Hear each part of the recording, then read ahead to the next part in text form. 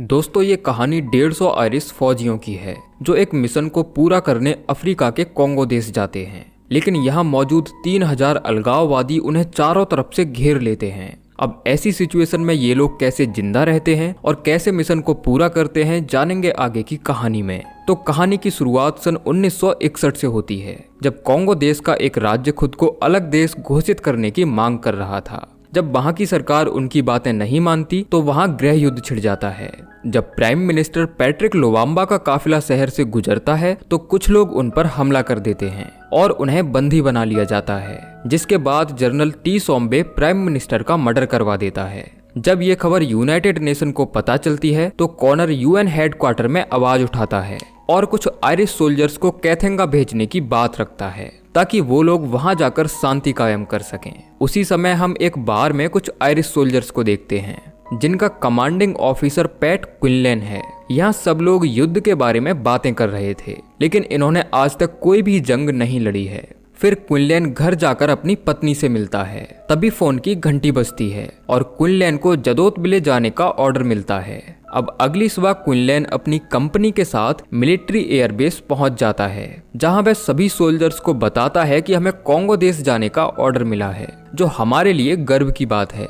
हालांकि हम में से पहले भी कुछ आयरिश सोल्जर्स शांति दूत बनकर वहां गए थे, लेकिन उनमें से 9 को अपनी जान गंवानी पड़ी, यानी कि ये मिशन हमारे लिए आसान नहीं है। फिर मिशन पर जाने से पहले सभी सोल्जर्स को इंजेक्शन दिया जाता है और उनके परिवार वाले बेस पर उनसे मिलने आते हैं। वहीं हम टी सोम्बे को देखते हैं जो कैथेंगा को अलग करवाकर वहां का प्रेसिडेंट बनना चाहता है, क्योंकि कैथेंगा में दुनिया का सबसे ज्यादा यूरेनियम पाया जाता है, जिसकी कालाबाजारी वह विदेशी कंपनियों के साथ मिलकर करता है।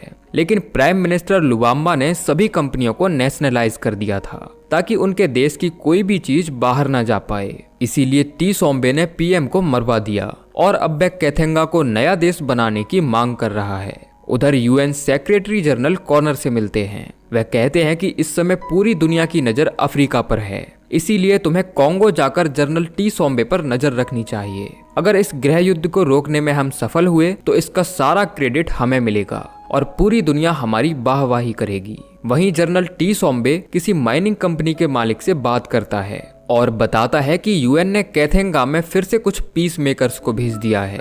अगर हमने उन्हें नहीं रोका तो तुम्हें यूरेनियम और बाकी मिनरल्स नहीं मिल पाएंगे। जिसके बाद वह शख्स कहता है कि मैं अपने 1000 सैनिक कैथेंगा भेज रहा हूँ जो कंपनी के सिक्योरिटी ऑफिसर बनकर काम करेंगे, लेकिन वो लोग तुम्हारे ऑर्डर्स को ही फॉलो करेंगे। उधर कॉनर भी कैथेंगा पहुंच जाता है, जहां उसका स्वागत एक भारतीय जनरल राजा द्वारा किया जाता है। कॉनर कहता है कि टी सोम्बे ने सभी सरकारी बिल्डिंग्स पर कब्जा कर लिया है, इसीलिए हमारा सबसे पहला काम उन बिल्डिंग्स को खाली करवाना होगा। वहीं सभी आयरिश सोल्जर्स जदोतबिले पहुंच जाते हैं। यहाँ पहुंचकर क्विनलैन देखता है कि इनके कंपाउंड के चारों तरफ का एरिया खुला हुआ है, जो सुरक्षा के लिहाज से बिल्कुल ठीक नहीं है। इसीलिए अगली सुबह क्विनलैन कंपाउंड के चारों तरफ एक खाई खुदवा देता है ताकि ये लोग आने वाले खतरों का सामना कर सकें। तभी उनकी नजर एक अफ्रीकन सिपाही पर जाती है जो दूर से उन पर नजर बनाए हुए था, लेकिन क्विनलैन उस पर ज्यादा ध्यान नहीं देता। फिर क्विनलैन किचन में जाकर देखता है कि सोल्जर्स के लिए यहाँ राशन नहीं है,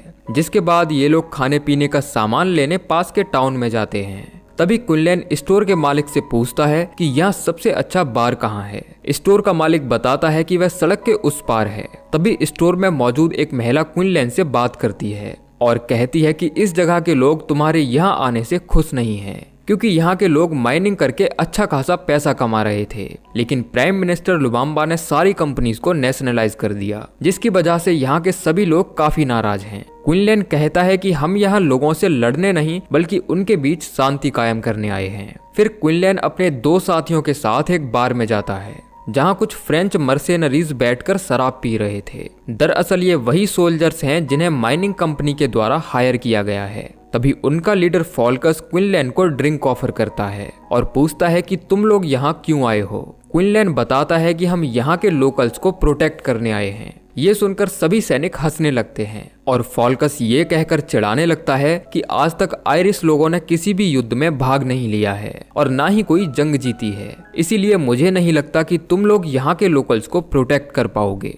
फिर क्विनलैन भी ईंट का जवाब पत्थर से देता है और कहता है कि मैंने सुना था कि जर्मन्स ने केवल 2 हफ्ते में ही पूरे फ्रांस पर कब्जा कर लिया था।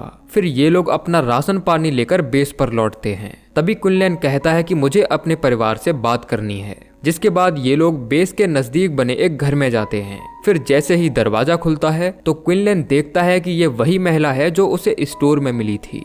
फिर वह फोन इस्तेमाल करने की परमिशन मांगता है। ये महिला उसे अलाउ कर देती है। फिर वह अपने परिवार से बात करता है, जिसके बाद ये महिला बताती है कि मेरा नाम ला फोंगैंग है और मेरे पति भी यहाँ माइनिंग कंपनी में काम करते थे, लेकिन अब उनकी मौत हो चुकी है। ला फोंगे बताती है कि जदोत बिले में दुनिया का सबसे ज्यादा यूरेनियम पाया जाता है, इसीलिए यहाँ के पॉलिटिशियंस लोगों को जंग के लिए भड़का रहे हैं। अब क्विनलैन को समझ आ जाता है कि उसे बार में जो फ्रेंच सैनिक मिले थे वो कोई सिक्योरिटी ऑफिसर नहीं है, बल्कि वो लोग यहाँ जंग लड़ने आए हैं। जिसके बाद क्विनलैन अपने एक साथी को कॉनर के पास भेजता है ताकि वह उन मर्सेनरीज के बारे में इन्फॉर्म कर सके।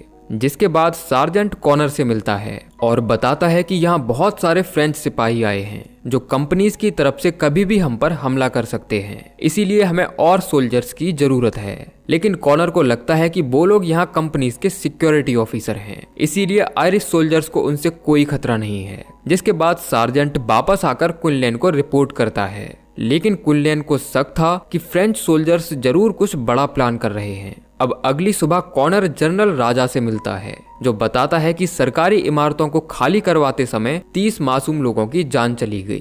इस बात से कॉनर काफी नाराज होता है और अपने असिस्टेंट से कहता है कि ये बात किसी भी कीमत पर बाहर नहीं जानी चाहिए। वहीं जब आयरिश सोल्जर्स चर्च में प्रार्थना कर रहे थे, तभी उनका स्नाइपर देखता है कि कुछ फ्रेंच सोल्जर्स हमला करने के लिए उनकी तरफ आ रहे हैं। फिर वह बेल पर निशाना लगाकर सभी को अलर्ट करता है और सभी सोल्जर्स अपनी अपनी पोजीशन ले लेते हैं। जिसके बाद दोनों तरफ से फायरिंग शुरू हो जाती है। क्विनलैन देखता है कि दुश्मन सिपाहियों की तादाद बहुत ज्यादा है, इसीलिए वह अपनी टीम को 2 हिस्सों में बांट देता है और अलग अलग पोजीशन से हमला करवाता है। वहीं दूसरी तरफ फॉल्केस को लगता है कि सभी आयरिश सोल्जर्स नौसिखिए हैं, उन्होंने आज से पहले कोई जंग नहीं लड़ी है, इसीलिए वह उन्हें आसानी से हरा सकता है। लेकिन क्विनलैन अपने सोल्जर्स का इस्तेमाल अच्छे से करता है और फॉल्कस को मुंह की खानी पड़ती है। इस लड़ाई में फॉल्कस के बहुत सारे सिपाही मारे जाते हैं, जिसके बाद वह मैदान छोड़कर भाग खड़ा होता है। वहीं क्विनलैन कॉनर से संपर्क करता है और बताता है कि टी सोम्बे के लगभग 1500 लोगों ने हम पर हमला किया है। उनकी तादाद हमसे बहुत ज्यादा है, इसीलिए हमें और सिपाहियों की जरूरत है। कॉनर कहता है कि हमारे बाकी सिपाही इस समय ऑपरेशन मदर पर हैं, इसीलिए तुम्हें अपनी लड़ाई खुद ही लड़नी होगी। तभी सार्जेंट बताता है कि हमारे पास केवल 13,000 ही गोलियां बची हैं, जो जंग लड़ने के लिए काफी नहीं है। तभी क्विनलैन देखता है कि फॉल्कस और उसके सिपाही दोबारा हमला करने वापस आ गए हैं। इस बार उनके साथ व्हाइट कोट पहने हुए एक शख्स भी था, जो किसी माइनिंग कंपनी का मालिक लग रहा था। इस बार भी क्विनलैन के सिपाही उन्हें मुंह तोड़ जवाब देते हैं। तभी क्विनलैन अपने स्नाइपर से उस व्हाइट कोट वाले आदमी को शूट करवा देता है, जिसके मरते ही फायरिंग बंद हो जाती है। फिर फॉल्कस एक व्हाइट फ्लैग दिखाते हुए बेस की तरफ बढ़ता है, जिसका मतलब था कि वह क्विनलैन से बात करना चाहता है। जिसके बाद क्विनलैन भी व्हाइट फ्लैग के साथ आगे बढ़ता है। तभी फॉल्कस कहता है कि तुम्हें सरेंडर कर देना चाहिए, हमारी तादाद तुमसे बहुत ज्यादा है। क्विनलैन जवाब देता है कि यहाँ मरे पड़े सैनिकों में मेरा एक भी साथी नहीं है, इसीलिए मुझे लगता है कि सरेंडर करने की जरूरत तुम्हें पड़ने वाली है। फिर फॉल्कस कुछ समय के लिए लड़ाई बंद करने के लिए कहता है, ताकि वह यहाँ से मरे हुए और घायल सिपाहियों को ले जा सके। क्विनलैन उसकी बात मान लेता है, लेकिन ये फॉल्कस की एक चाल होती है। वह एम्बुलेंस के बहाने अपने कुछ लोगों को घास में छिपा देता है, लेकिन क्विनलैन के साथी उन पर नजर बनाए हुए थे। लेकिन उनके एक्शन लेने से पहले ही फॉल्कस के लोग उन पर हमला कर देते हैं, जिसकी वजह से बेस पर अफरा तफरी मच जाती है और दुश्मन सिपाहियों को आगे बढ़ने का मौका मिल जाता है।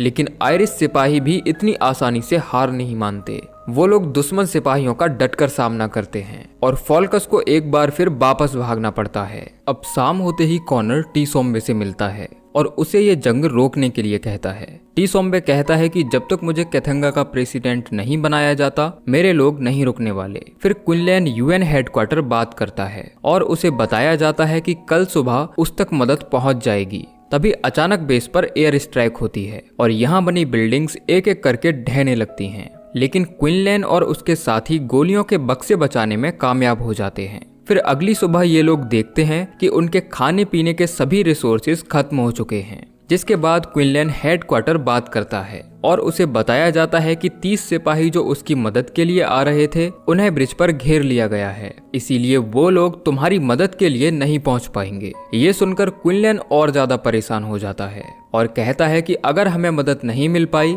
तो मेरे सभी साथी मारे जाएंगे। दूसरी तरफ अलगाववादी भी रुकने का नाम नहीं ले रहे थे। वो लोग फिर से बेस पर हमला कर देते हैं और जंग एक बार फिर शुरू हो जाती है, लेकिन आयरिश सोल्जर्स की गोलियां जल्दी ही खत्म होने लगती हैं। फिर उसी समय एक फाइटर जेट उन पर बॉम्बार्डिंग कर देता है, जिसमें क्विनलैन के साथी जख्मी हो जाते हैं। फिर जैसे तैसे करके ये लोग उन्हें बाहर निकालते हैं, लेकिन अच्छी बात ये थी कि अभी तक सभी सोल्जर्स जिंदा थे। तभी एक फ्रेंच सैनिक क्विनलैन पर गोली चला देता है जो उसके कंधे पर लगती है, लेकिन उसकी जान किसी तरह बच गई थी।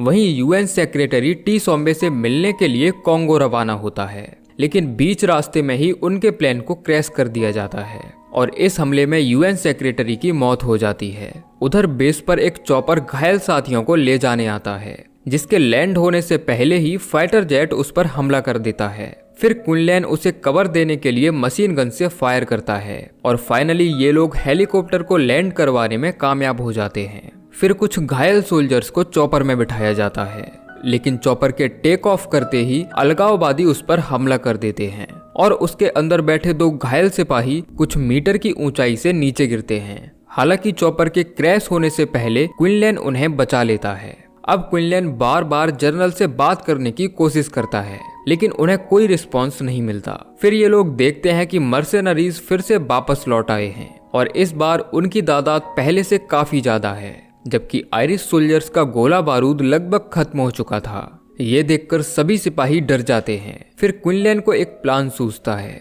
वह जमीन पर बिखरे पड़े बुलेट्स के खोखों को इकट्ठा करवाता है और उन्हें एक्सप्लोजिव के बीच में रखकर बेस के चारों तरफ रखवा देता है। फिर ये लोग बची हुई आखिरी गोली तक उनका सामना करते हैं। फिर जैसे ही दुश्मन सिपाही नजदीक आते हैं तो क्विनलैन का इशारा मिलते ही यहाँ एक बड़ा धमाका होता है, जिसमें बहुत सारे मर्सेनरीज मारे जाते हैं। जिसके बाद ये लोग दुश्मन का हथियार लूटकर उन पर ही गोलियां चलाते हैं। लेकिन अब फाल्कस ने कंपाउंड को चारों तरफ से घेर लिया था। उसके लोग अंधाधुंध फायर करते हुए आगे बढ़ रहे थे।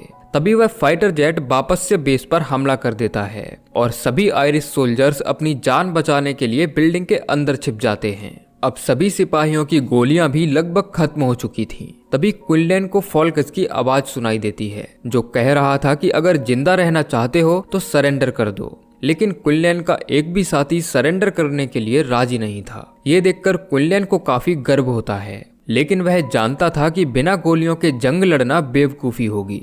इसीलिए वह जाकर फाल्कस से मिलता है और उसके सामने खुद को सरेंडर कर देता है। जिसके बाद सभी आयरिश सिपाहियों को कैथेंगा जेल में ले जाया जाता है, जहां ये लोग 1 महीने तक बंद रहते हैं और इन्हें मौत की सजा सुनाई जाती है।